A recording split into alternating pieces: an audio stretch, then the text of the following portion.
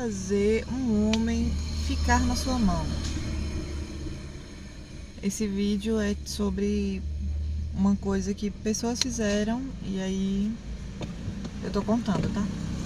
Primeira coisa, mulher, você vai abandonar ele. Deixe ele, entendeu? Deixe ele, tipo, abandone mesmo. Se ele tiver outra pessoa, entendeu? Ele vai atrás da outra pessoa. Mas se ele não tiver outra pessoa e não der certo com outra pessoa, ele volta correndo pra você.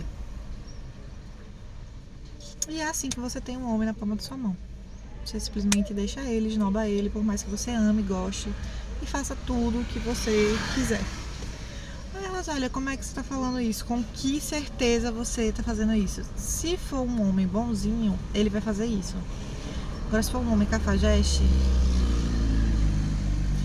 talvez ele vai ficar com outras mesmo. É isso.